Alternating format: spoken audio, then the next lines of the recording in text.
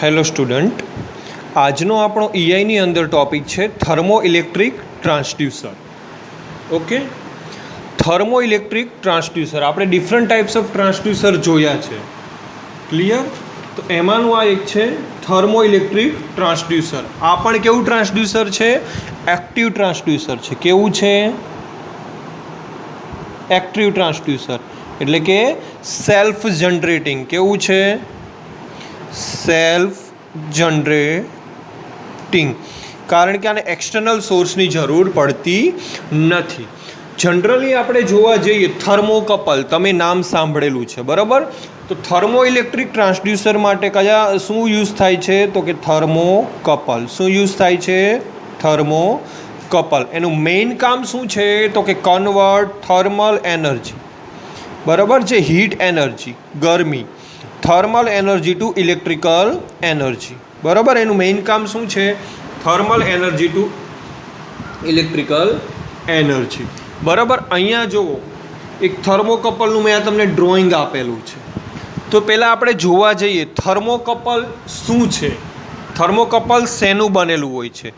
તો એ કંઈ નથી કે બે અલગ અલગ કન્ડક્ટિંગ વાયર, ફોર એક્ઝામ્પલ આ એક કન્ડક્ટિંગ વાયર છે અને આ બીજો કન્ડક્ટિંગ વાયર છે. બરાબર, એ બે અલગ અલગ કન્ડક્ટિંગ વાયરનું બનેલું હોય છે.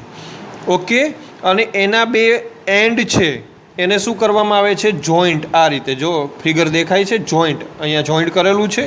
ત્યાં શું તેને શું કહેવાય? જંક્શન. શું કહેવાય? જંક્શન.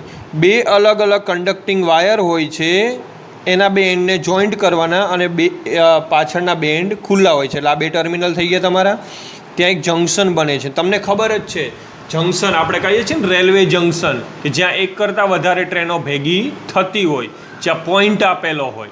બરાબર, એ રીતે અહીંયા પણ શું બને છે? જંક્શન બને છે. બરાબર, તો આ કાલુપુર જંક્શન તમે નામ સાંભળેલું છે. ક્યાં ઘણી બધી મતલબ ડાયરેક્શનમાંથી ટ્રેન આવે છે ને એક જગ્યાએ ભેગી થાય છે. બરાબર, તો એક જંક્શન પોઈન્ટ છે. આ રીતે આ બે કન્ડક્ટિંગ વાયરના એન્ડ છે. બરાબર, તો એ જંક્શન પોઈન્ટ છે. આ રીતે થર્મોકપલ બનેલું હોય છે.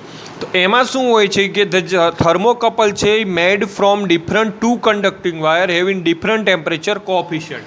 આ બે કન્ડક્ટિંગ વાયર છે, બરાબર, આ એક અને આ બે, એનું ટેમ્પરેચર કેવું હોય છે? અલગ અલગ હોય છે, ડિફરન્ટ હોય છે. બરાબર, એના બે આ ફ્રી છેડા, આ બે ફ્રી છેડા કહેવાય, આ જંક્શન કહેવાય. બરાબર, તો આ બંનેનું ટેમ્પરેચર કેવું હોય છે? અલગ અલગ હોય છે. બરાબર, પણ એના જે જંક્શનનું ટેમ્પરેચર છે આ બંને ફ્રી છેડા કરતાં કેવું હોય છે? વધારે હોય છે. કેવું હોય છે? વધારે હોય છે. એટલે કે કોઈ પણ બે કન્ડક્ટિંગ વાયરોનું જે જંક્શન બનેલું છે એનું ઉષ્ણ તાપમાન, ગુજરાતીમાં કહીએ તો, અથવા તો ટેમ્પરેચર, એના બે છેડા કરતાં કેવું હોય છે? વધારે હોય છે. અને આ બે છેડા વચ્ચે શું જનરેટ થાય છે? EMF, ઇલેક્ટ્રોમોટિવ ફોર્સ, બરાબર, ઇન્ડ્યુસ થાય છે. આ જે અરેન્જમેન્ટ છે એને શું કહેવાય છે? થર્મોકપલ. શું કહેવાય છે? થર્મોકપલ. કોઈ પણ બે કન્ડક્ટિંગ વાયરના ફ્રી છેડા કરતાં એના જંક્શનનું ટેમ્પરેચર કેવું હોય છે? વધારે હોય છે. અને એના બે ફ્રી એન્ડ છે ત્યાં શું જનરેટ થાય છે? EMF. શું જનરેટ થાય છે? EMF. બરાબર, એને શું કહેવાય છે? થર્મોકપલ. બરાબર, અહીંયા જુઓ કે when temperature of junction is greater is compare to free end. આ જંક્શનનું જે ટેમ્પરેચર છે એના ફ્રી એન્ડ કરતાં કેવું હશે? હાઈ હશે. કેવું હશે? હાઈ, એટલે કે વધારે હશે. એટલે ત્યાં શું જનરેટ થાય છે? EMF. શું જનરેટ થાય છે? EMF. અને એના બે ફ્રી ટર્મિનલ છે, ફ્રી એન્ડ છે, તેની સાથે વોલ્ટમીટર લગાવીને EMFને શું કરવામાં આવે છે? મેજર કરવામાં આવે છે. શું કરવામાં આવે છે? મેજર કરવામાં આવે છે. બરાબર, આની અંદર કયું કયું મટીરિયલ યુઝ થાય તો એ પણ જાણવું જરૂરી છે. તો આની અંદર જનરલી આપણે જોવા જઈએ તો એક તો કોપર, બરાબર, copper constant, iron constant, chromel alumel અને ક્રોમેલ કોન્સ્ટન્ટ. બરાબર, કે જે બેઝ મેટલ છે એ આમાં શું થાય છે? યુઝ થાય છે. પ્લેટિનમ, બરાબર, પ્લેટિનમ કોન્સ્ટન્ટ એ પણ આની અંદર શું થાય છે? યુઝ થાય છે. બરાબર, કોઈ એક વાહક હોય એમાં એક બેઝ મેટલ હોય અને બીજો જે વાહક છે કેવો હોય છે? એલોય હોય છે. કેવો હોય છે? એલોય હોય છે, અથવા તો બંને એલોય હોઈ શકે. કોપર કોન્સ્ટન્ટ, આયરન કોન્સ્ટન્ટ, ક્રોમેન, એલ્યુમેન અને પ્લેટિનમ બરાબર કોન્સ્ટન્ટ, આ બંને કેવા છે? આ બધા થર્મોકપલમાં વપરાતા મટીરિયલ છે. ઓકે, તો અહીંયા થર્મોકપલ તમને ખ્યાલ આવી ગયો. સિમ્પલ એરેન્જમેન્ટ છે. કોઈ પણ બે કન્ડક્ટિંગ વાયર લઈ લો, એના બે ફ્રી ટર્મિનલ છે અને બે એના એક પોઈન્ટને જોઈન્ટ કરવામાં, જ્યાં જંક્શન બનાવવામાં આવે છે, એનું ટેમ્પરેચર એના બે ફ્રી ટર્મિનલ કરતાં કેવું હોય છે? વધારે હોય છે. અને ત્યાં બે ફ્રી ટર્મિનલ વચ્ચે શું થાય છે? EMF જનરેટ થાય છે. તેને શું કહેવાય છે? થર્મોકપલ. અને એ EMF મેજર કરવાનું છે એટલે કે ત્યાં વોલ્ટમીટર લગાવવામાં આવે છે. It means convert thermal energy to electrical energy. અહીંયા EMF શું થાય છે? મેજર થાય છે. બરાબર, ઇલેક્ટ્રોમોટિવ ફોર્સ. અને એની અંદર કયું કયું મટીરિયલ? તો આપણે વાત કરીએ copper constant, iron constant, chromel, alumel, platinum constant, એ બધા મટીરિયલ શું થાય છે? એની અંદર યુઝ થાય છે. ઓકે, તો આ થઈ ગઈ થર્મોકપલની વાત. હવે આપણે આગળ જોવા જઈએ તો થર્મોકપલની અંદર જે મટીરિયલ યુઝ થાય છે, બરાબર, એ કેવું હોવું જોઈએ? તો ફર્સ્ટલી જોવા જઈએ તો એ કેવું હોવું જોઈએ? લિનિયર. કેવું? લિનિયર.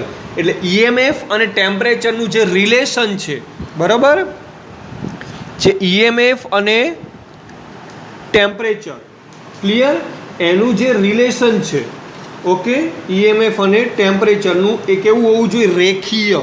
એટલે કે લિનિયર હોવું જોઈએ. જેમ અહીંયા ટેમ્પરેચર વધઘટ થાય એ રીતે અહીંયા EMF, આઉટપુટમાં EMF પણ કેવું થવું જોઈએ? ચેન્જ થવું જોઈએ. સેન્સિટિવિટી, બરાબર, એની સેન્સિટિવિટી પણ સારી હોવી જોઈએ કે કોઈ પણ ચેન્જ થાય એ પ્રમાણે અહીંયા EMF એ સેન્સ કરી લેતો હોવો જોઈએ. ક્લિયર? અને બીજું, હાઈ મેટલિંગ પોઈન્ટ, એટલે કે જંક્શન પોઈન્ટનું જે ટેમ્પરેચર છે એ કેવું હોવું જોઈએ? હાઈ હોવું જોઈએ. એટલે મટીરિયલ પણ એમાં કેવું હોવું જોઈએ? સારું હોવું જોઈએ. અને જે તમે મટીરિયલ યુઝ કરો છો જે થર્મોકપલ માટે, એ લેસ્ટ કોસ્ટલી, એટલે કે ઓછું ખર્ચાળ પણ હોવું જોઈએ. તો આ આપણે બેઝિક વાત થઈ થર્મો ઇલેક્ટ્રિક ટ્રાન્સડ્યુસર. એમાં જે થર્મોકપલ વપરાય છે, ફરી એકવાર કહી દઉં, સિમ્પલ અરેન્જમેન્ટ છે. આ બે એના ફ્રી એન્ડ છે અને એક આ જંક્શન પોઈન્ટ છે. જંક્શન પોઈન્ટનું ટેમ્પરેચર એના ફ્રી એન્ડ કરતાં વધારે હોય છે. અહીંયા જ્યારે ટેમ્પરેચર હાઈ હોય છે એટલે અહીંયા ફ્રી એન્ડ વચ્ચે EMF જનરેટ થાય છે. ત્યાં વોલ્ટમીટર લગાવીને એને મેઝર કરવામાં આવે છે. અને આ એક પ્રકારનું કેવું છે? એક્ટિવ છે, સેલ્ફ જનરેટિંગ ટ્રાન્સડ્યુસર. આને કોઈ એક્સટર્નલ સોર્સની જરૂર પડતી નથી. ઓકે, તો થર્મોકપલ ટેમ્પરેચર મેઝરમેન્ટ માટે, ફ્લો મેઝરમેન્ટ માટે, ઓકે, પ્રેશર મેઝરમેન્ટ માટે, આ બધી એની શું છે? એપ્લિકેશન છે. તો આ થઈ ગઈ વાત થર્મો ઇલેક્ટ્રિક ટ્રાન્સડ્યુસર. જે તમારે એક્ઝામમાં પૂછાય તો આટલું સિમ્પલ તમારે લખવાનું હોય છે. ને એની મટીરિયલ વિશે થોડું લખી લેવાનું કે મટીરિયલ લિનિયર હોવું જોઈએ, સેન્સિટિવ હોવું જોઈએ, હાઈ મેટલિંગ પોઈન્ટ હોવો જોઈએ, ઓછું ખર્ચાળ હોવું જોઈએ. તો આ વાત થઈ ગઈ થર્મોકપલની.